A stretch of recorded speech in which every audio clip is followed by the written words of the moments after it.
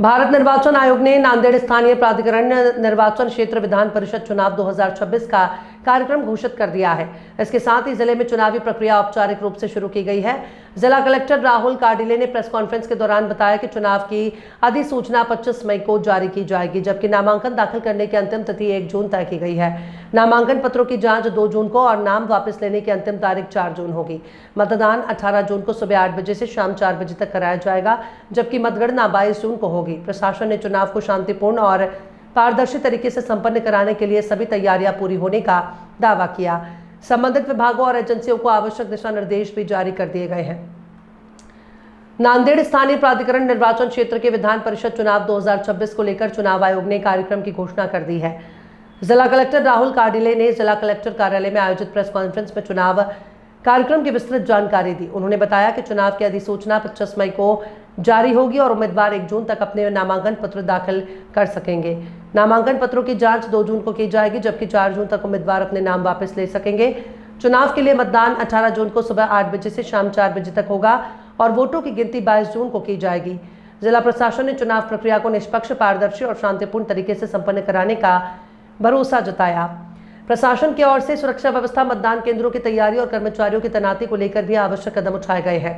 अधिकारियों का कहना है कि सभी संबंधित एजेंसियों को पहले ही दिशा निर्देश जारी किए जा चुके हैं ताकि चुनाव प्रक्रिया बिना किसी बाधा के पूरी हो सके। मीडिया 9 के लिए संवाददाता राहुल सरपाते की रिपोर्ट। आता याच्यामध्ये ज्या कार्यरत स्थानिक स्वराज्य संस्था आहेत त्यामध्ये आपली महापालिका आहे, म्युनिसिपल कॉर्पोरेशन 1, त्यानंतर म्युनिसिपल काउन्सिल्स आपल्या 12 आहेत आणि मतदारसंघाची आपली महापालिकेची 81, म्युनिसिपल काउन्सिल्स 281, त्याच्यामध्ये इलेक्टेड 264, नंबर 24 गुरुवार. मतदानाची जी वेळ आहे ती सकाळी 8 पासून ते संध्याकाळी 4 पर्यंत राहील. काउंटिंग आहे मतदान ती 22 जून. त्यामुळं या झालेल्या नव्याने करायचं असेल तर आम्ही इलेक्शन कमिशनची चर्चा आम्ही करू शकतो. आम्ही ते क्लॅरिफाय करू, म्हणजे आत्ता नवीन अजेंडा काढायचा आहे तर काढता येईल का याचं क्लॅरिफिकेशन घेऊ. ही अजेंडा आधी काढली असेल त्यामुळं हे घेतले आपण. आता तो पण मला असं वाटत नाही पर्सनली आरपीआय मध्ये म्हटलं झालेली आहे, परंतु त्याचे इलेक्शन झालेलं नसल्यामुळं जिल्हा परिषद सदस्य आणि पंचायत समितीचे सभापती यांचा समावेश मतदार यादीत नाहीये. याच्यामध्ये निवडणूक निर्णय अधिकारी जिल्हाधिकारी नांदेड आणि सहाय्यक निवडणूक निर्णय अधिकारी नांदेड स्थानिक प्राधिकारी विधान परिषद मतदारसंघाची निवडणूक भारतीय निवडणूक आयोगाने जाहीर केलेली आहे आणि त्याचा कार्यक्रम मी आपल्याला सगळ्यांना सांगतोय. 25 मे रोजी याचं नोटिफिकेशन होईल. त्यानंतर 1 जून ही लास्ट डेट आहे नॉमिनेशन फाईल करण्याची. 2 जूनला स्क्रुटिनी होईल. 4 ला विड्रॉवल करण्याची मुदत आहे. 18 जूनला याचं काउंटिंग होईल आणि 22 जून वोटिंग होईल. 18 ला 8 वाजून सकाळी 8 ते 4 पर्यंत संध्याकाळी आणि फायनल त्याचं काउंटिंग होईल 22 जूनला. तर असा हा कार्यक्रम निवडणूक आयोगाने जाहीर केलेला आहे आणि त्या दृष्टिकोनातून आमची सगळी तयारी म्हणजे आरओ कलेक्टर, आरओ उपजिल्हाधिकारी, सामान्य प्रशासन आणि त्याचसोबत 8 आपले जे उपविभागीय अधिकारी कार्यालयातले तहसील ऑफिसर या ठिकाणी आपले मतदान केंद्र असतील याची पूर्ण तयारी आमची आता चाललेली आहे.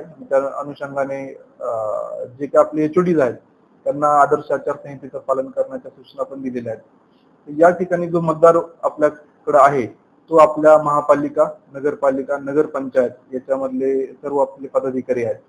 तर महापालिकेतले 81, म्युनिसिपल काउन्सिल मधले 281 आणि नगरपंचायतीमधले 70 असे एकूण 432 मतदार या निवडणुकीमध्ये आपलं मतदानाचा हक्क बजावणार आहेत. या अनुषंगाने पूर्ण प्रशासन सज्ज आहे. धन्यवाद.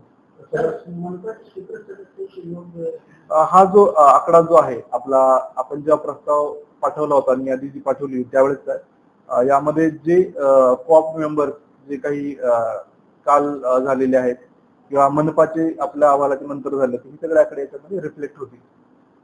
सर काल अर्धापूर आणि भोकर या ठिकाणी मतदानाचा अधिकार हो, मतदानाचा अधिकार राहील कारण आरटी ऍक्ट मध्ये last date of filing nomination पर्यंत मतदार त्यामध्ये येऊ शकतात. त्यामुळं हा अजेंडा त्यांनी काढलेला होता ऑलरेडी आणि त्या पद्धतीने त्यांची प्रक्रिया पार पडलेली.